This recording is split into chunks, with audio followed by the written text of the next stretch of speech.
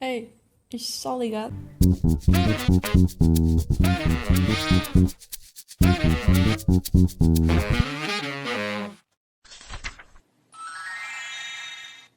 Olá, bem-vindos ao primeiro episódio de Marca Páginas, o nosso segmento sobre livros. Hoje eu venho falar-vos sobre os livros que já li este ano. O Marca Páginas vai ser dividido entre a parte sem spoilers e a parte com spoilers, mas vamos começar pela parte sem spoilers. Mas antes gostava de vos explicar o meu sistema de avaliação, por isso, vamos lá. O meu sistema é um sistema de estrelas, então, uma estrela em branco é utilizada quando não acabei de ler um livro, ou seja, ficou sem avaliação. Uma estrela é para os livros que não são nada à minha praia, ou seja, livros que eu não gostei nada. 2 estrelas é para aqueles livros que eu posso até ter gostado de algumas coisas, mas em que a história não fez sentido ou a escrita não me agradou. 3 estrelas é para aqueles livros que são bons, mas é só isso. Imagina, se alguém vos perguntar como é que foi a leitura daquele livro ou como é que é aquele livro, vocês respondem, não foi mal. 4 estrelas é para os livros que eu gostei muito de ler, mas que ainda podiam ter alguma melhoria, ou simplesmente não me surpreenderam muito. 5 livros são para aqueles livros que são literalmente devorados praticamente num dia, porque a leitura prende-nos e tem uma história e uma escrita boa. E agora sim, vamos aos livros. O primeiro livro que eu li este ano foi O Sol da Meia-Noite, da Stephenie Meyer. É um romance que envolve fantasia paranormal. Este pertence à saga Crepúsculo e traz-nos o ponto de vista do Edward em relação aos acontecimentos do primeiro livro. Eu atribuí-lhe 4 estrelas e meia e na altura eu escrevi isto como a minha revisão, a minha crítica ao livro. O livro é muito bom, talvez um pouco arrastado em algumas partes, mas a nova perspectiva faz-nos entender coisas que antes poderíamos achar estranhas ou exageradas. Também ajudou a esclarecer coisas que o primeiro livro não deixou assim tão claro. Por isso, mesmo que nunca tenhas tido contato com este universo, é um livro que eu comento. Até podes começar por ele se quiseres. Se gostas de lendas, romances e atitudes um bocado duvidosas, vamos concordar, não é? Há umas atitudes duvidosas. Este livro é para ti. E se não gostas, tens de alguma maneira consumir algum tipo de conteúdo deste universo. Porque é um evento canon na vida das pessoas, é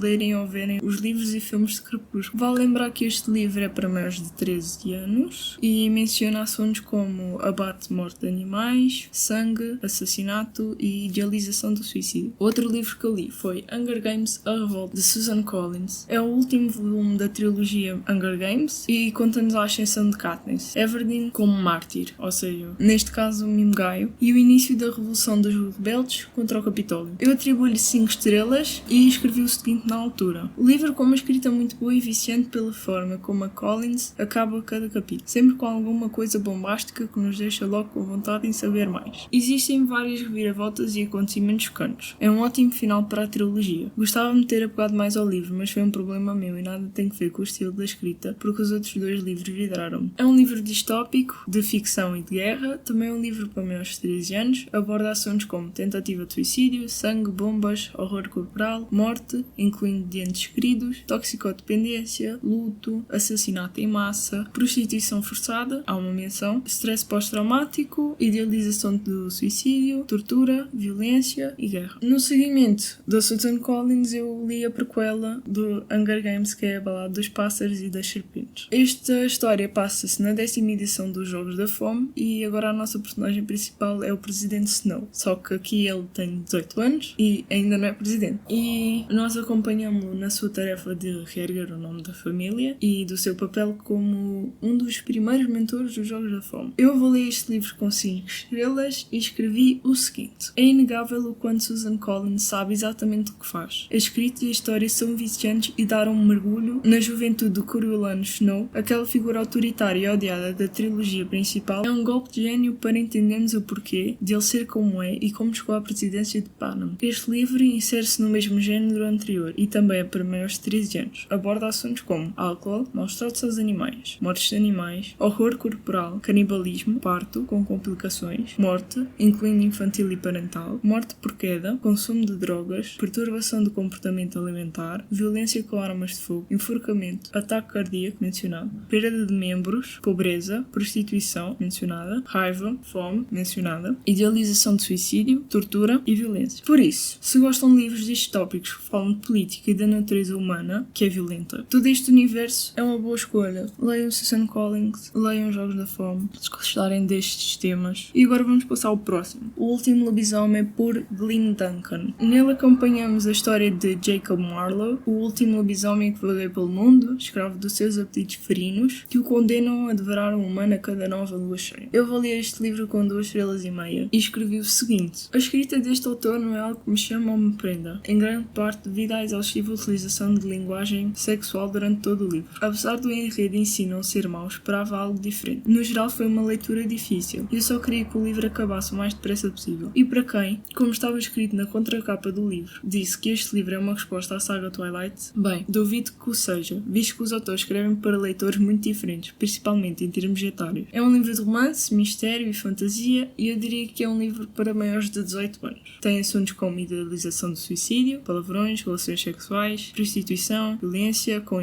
armas de fogo, morte, sangue e, assim, não é um livro que eu recomendo, assim, tal, tenho que ler.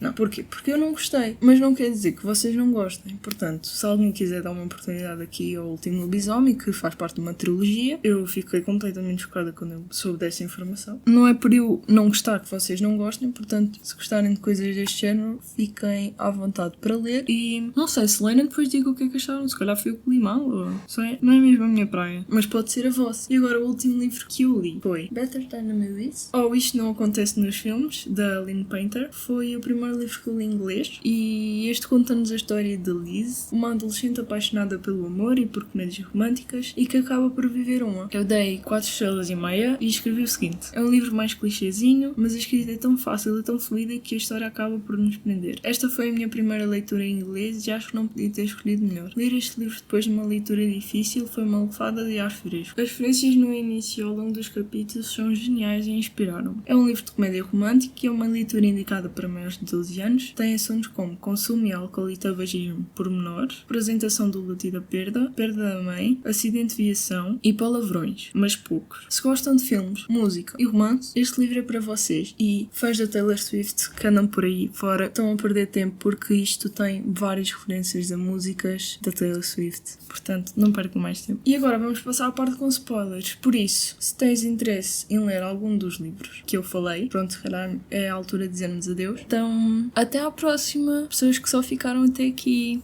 E agora sim, vamos para a parte com spoilers, onde eu vou aprofundar a minha opinião e dizer-vos as minhas partes e frases favoritas. Então, Sol da Meia-Noite. Sol da Meia-Noite, o que diz Sol da Meia-Noite? Para além de ser um livro com quase 800 páginas, não é? O Edward pensa demasiado. Há aquela cena no fim, com a Bella, no hospital. Qual é o alibi que existe para a dentada no braço? Porque para as costelas partidas e para a perna, eles inventaram toda uma história que ele tinha caído das escadas e tinha partido uma janela e tinha caído e sei lá. Então e a dentada? Não há explicação da dentada. Ela tem uma faixa no braço, depois tiram a faixa e ninguém vê a dentada. É estranho, não é? Enquanto às cenas, basicamente a maioria das cenas que eu destaquei foram as românticas, né? Como por exemplo a frase icónica do "E então Leon apaixonou-se pelo cordeiro, sussurrei". Ou então aquelas partes em que o Edward tipo deixa-se ser como ele é ao pé da Bella, também são muito interessantes. Tipo esta: comecei a cantar em cor, sentindo-me um pouco piegas, mas ao mesmo tempo desfrutando da oportunidade de dizer aquelas palavras a Bella, para todo o sempre, só te amarei a ti.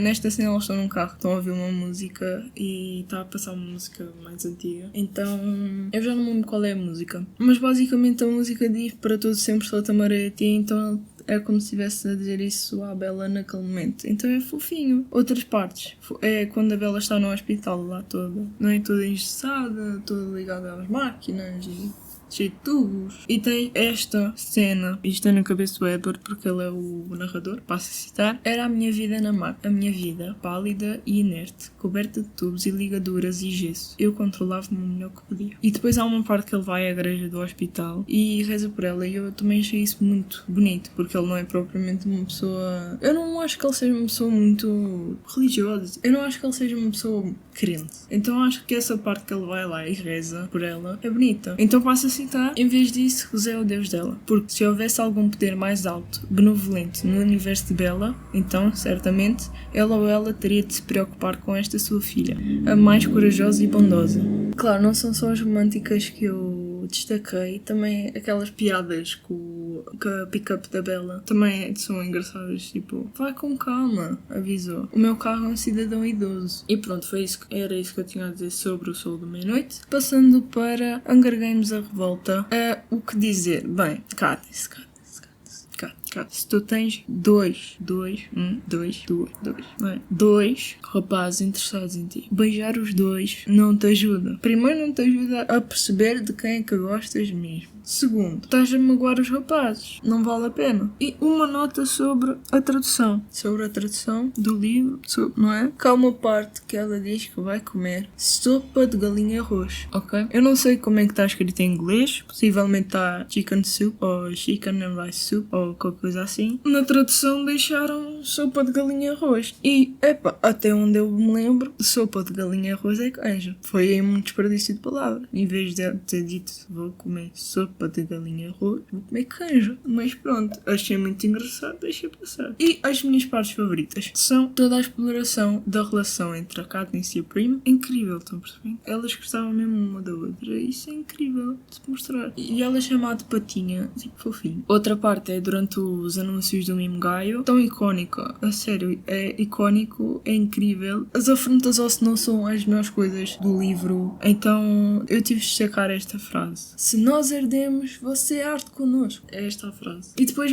numa parte sobre a música da Árvore da Forca, em que temos a letra da Árvore da Forca e depois ela comenta: a minha mãe queria que eu a esquecesse, por isso, claro, cada palavra ficou imediata e irrevogavelmente gravada na minha memória. E essa parte no filme é incrível, porque a Árvore da Forca torna-se a música dos rebeldes e é tipo incrível. Outras partes que eu gostei, as partes em que se vê que a Katniss e o Haymitch realmente gostavam um do outro, como por exemplo, e passo a citar: vários braços estariam dispostos a abraçar-me, mas no fim de contas, a única pessoa que realmente quer que me console é o Haymitch, porque ele também ama o Peeta. E depois há uma parte que não é que eu gosto, mas deixa-me chocada porque eu já não me lembrava disso nos filmes, mas foi quando o Finnick disse que o Presidente Snow vendeu a outras pessoas. Se já não estava mal o Presidente Snow vendê-lo, se ele recusasse ainda matavam pessoas de que ele gostasse, que era para ele não recusar. A sério, o Snow às vezes não, sempre. O Snow é horrível. Mas claro,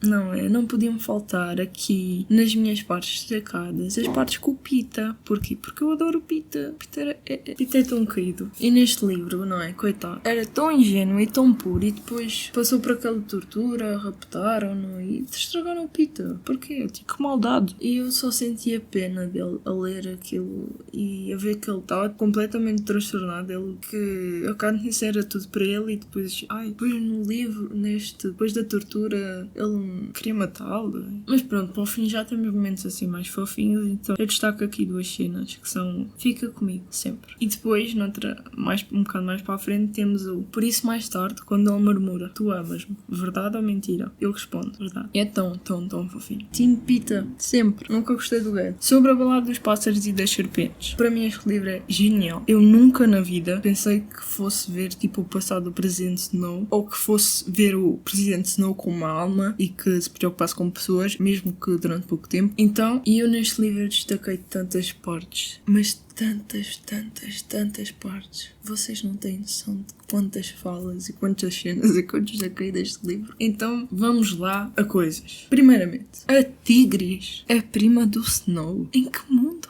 é que eu ia pensar nisto? Ninguém ia pensar nisto. E eles tinham uma relação tão bonita, não é? O que é que aconteceu? Eu preciso de outro livro, que é para perceber a ascensão do Snow. E eu confesso, fiquei com pena quando eles explicaram as condições em que eles viviam, mas a avó andava a comer couves há meses. É triste. E eu destaquei esta frase: sem dinheiro para os impostos, sem poder pedir mais empréstimos, os Snows estavam prestes a perder a sua casa. E o que é que eu gostei mais? Gostei de toda a dinâmica Snow-Lucy Gray, até certo ponto, porque já sabemos o que é que aconteceu no fim, não é? Eu vou confessar, eu torci muito por eles, mas depois ele ficou completamente psicopata. Depois já só queria que ela fosse embora, que eu deixasse sozinho, porque não valia a pena. Mas vejamos algumas cenas que eu destaquei. Então, é uma parte em que eles já estão com os tributos, não é? E eles têm que preencher um inquérito. Então o Cruelan, que é o Snow, diz assim: tenho que preencher este questionário com os teus dados pessoais. Importas-te? Ele pegou na folha de papel. Nem um pouco. Adoro falar de mim mesma. Casada? Porquê? Queres fazer um pedido? Inquiriu Lucy Gray. com um ar sério. Ele ergueu a olhar, surpreendido, porque até acho que isto pode resultar. E depois uma parte mais para a frente, quando ela já vai para a arena, né, já vão começar os jogos, e ele declara-se, ele simplesmente declara-se, né, e fica, oh my god, o Snow tem sentimento. Então aqui vai. Estarei tão ansioso amanhã. Quando te disse que eras importante para mim, não queria dizer com minha tributo, queria dizer tu, Lucy Greybird, como pessoa, como minha amiga, como minha... Qual seria a palavra certa?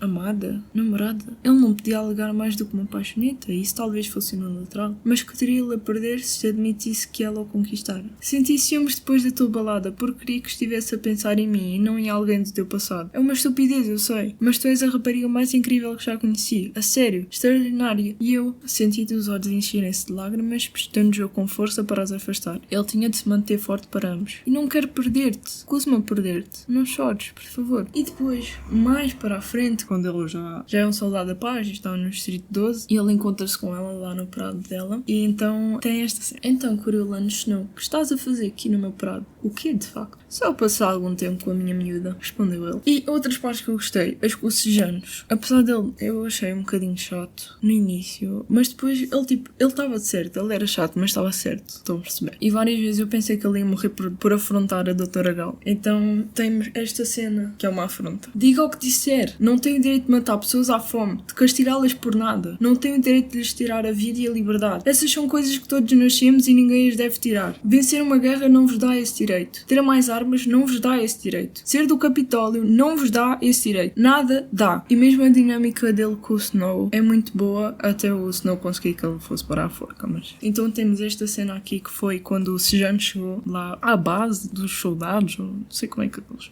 Sabes? Quando entraste, eu estava a pensar seriamente em suicídio. O quê? Agora? Quando finalmente te livraste das garras do diretor Higbottom e da malvada Doutora Galo? Quando a rapariga dos teus sonhos está ao teu alcance? Quando a minha mamã está, neste preciso momento, a encher uma caixa do tamanho de um caminhão com doces para ti? Interrogou-se Janus. Meu amigo, a tua vida está só a começar. E depois temos esta cena no prato que eu achei engraçada. Dá para ver um bocado mais a dinâmica dos dois. Quando ele vai ter com a Lucy ao prato. E o Janus diz assim, vemos depois, Coriolanus sentiu-se inseguro. Estou bem. Estás linda, acredita. Esse lábio fica-te a matar, soldado. E por falar em forca há bocado, a origem da música da árvore da forca, gênio.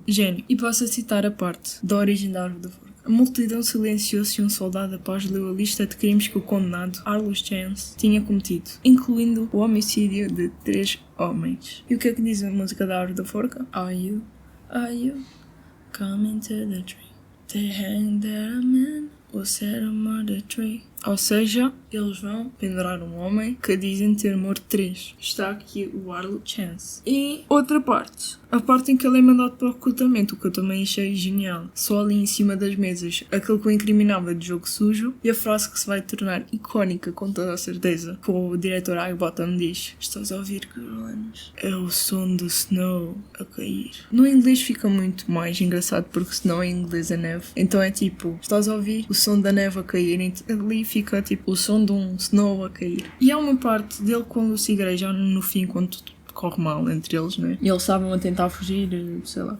Eles iam fugir, iam viver no meio do mar. Há uma parte que ficou na minha cabeça que foi ele, quando ela foge dele, e ele está lá fora à procura dela e diz: vem cá, Lucy Gray, só quero falar contigo. Com uma arma na mão, tá bem? Com uma arma. Não é propriamente uma conversa amigável, mas também não ia, né? E outra parte que eu também destaquei foi o fim, que conta-se mesmo o que é que ele se tornou, não é? Citando, o diretor Higbottom não iria suspeitar de nada quando tirasse do caixote do lixo e o metesse no bolso, nem quando desenroscasse o conta-gotas e deixasse cair a morfelina na língua. No entanto, Snow não podia deixar de esperar que, quando soltasse o seu último suspiro, o diretor percebesse o que tantos outros tinham percebido quando o haviam desafiado, o que todo o Panem saberia um dia, o que era inevitável. Snow fica sempre por cima. E pronto, sobre este livro, foi isso, e eu estou super ansiosa para ver a adaptação ao cinema deste livro, que vem a 16 de novembro. E agora, sobre o último lobisomem. Eu não tenho muito a dizer. Eu não gostei mesmo. Eu não gostei. Então, vou só dizer as frases que apontei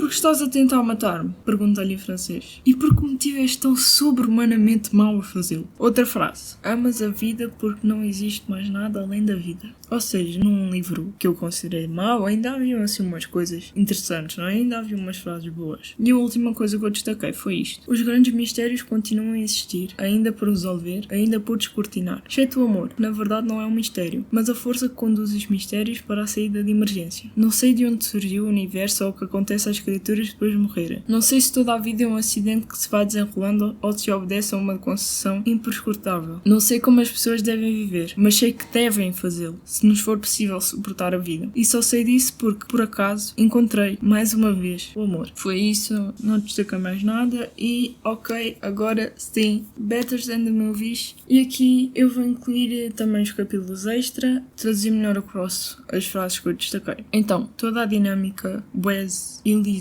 é linda. Enemies to Lovers é muito interessante, com o extra de que eles conhecem há bastante tempo, então é fantástico. Então aqui eu destaquei o quê? A parte do acordo quando a Lisa vai à casa do Wes para pedir-lhe um favor. E ela ainda não tinha dito nada e ele disse assim: estou dentro, considera o feito, sou o teu homem. Não podes dizer isso ainda. Nem sequer sabes qual é o acordo. Não importa, farei o que for preciso. E se eu quiser que corras nu pela zona comum durante o almoço? Feito. Cena assim engraçadinha. E depois mais à frente, depois do acidente de carro que eles têm, a Liz tipo a passar-se e nesta cena ela está a falar com a Helena, que é a madrasta dela, e a Helena está a tentar falar com ela sobre algum assunto e ele diz que não consegue se concentrar, então olá, com licença, podes concentrar-te por um minuto? Isso fez-me rir outra vez. Não posso, ok? Eu sinto muito, mas eu não consigo me concentrar em nada porque tive uma noite incrível com o Wes Bennett, de todas as pessoas. Uma noite incrível que terminou com ele a beijar-me como um campeão mundial de beijos. Estou abalada, Helena. E a parte depois do baile, quando ela pergunta porque é que ela não fica com outra rapariga e não sei o quê, nanã, e vem isto. Ela não és tu. O quê?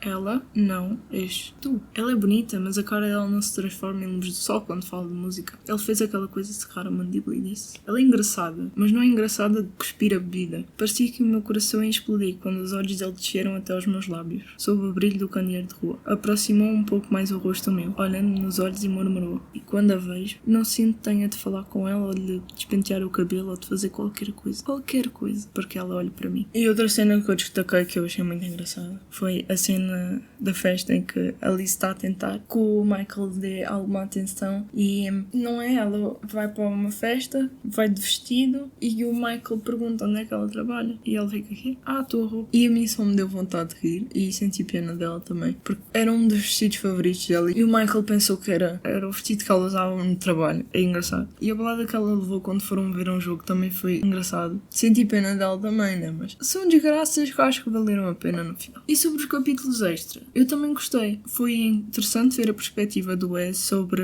a noite do baile de finalistas, mas como fã dos 5 Seconds of Summer, quero deixar esta frase aqui do capítulo extra da viagem de carro até à universidade, que diz assim: se fosse eu a escolher as canções, escolheria Lie to Me dos 5 Seconds of Summer. Simplesmente porque era assim que me sentia. Se eu lhe perguntasse se me amava e ela tivesse mudado de ideias desde o Galala, não queria saber. Isto porque na música eles dizem: And if I ask you if you love me, I hope you will lie to me. Se ele por acaso lhe perguntasse ainda me amas, ele esperava que ela dissesse que sim. Na música já a resposta ele sabia que se fosse honesta seria um não, mas é o que é claro que minta. E pronto, foi isso. Eu ainda quero ler vários livros até o fim do ano, por isso esperem pelo próximo Marca Páginas e acompanhem-me no Instagram, que vamos ter lá algumas leituras também que não vêm aqui para a Marca Páginas. Portanto, o Instagram tem um arroba novo, é Evernia, EVERNIIA.